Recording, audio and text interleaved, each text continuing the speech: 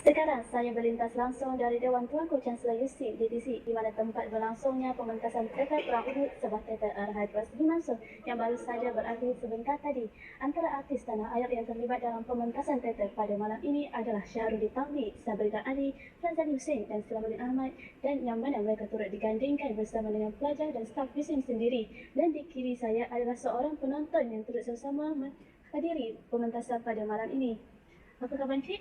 Khabar baik. Boleh saya tanyakan apakah perasaan Cik apabila dapat menghadiri pementasan teater pada malam ini?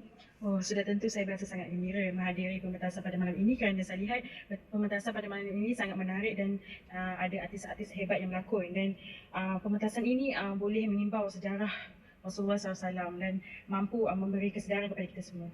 Terima kasih Cik. Hanya itu sahaja laporan daripada saya, Siti Nur Najihah untuk FKP TV.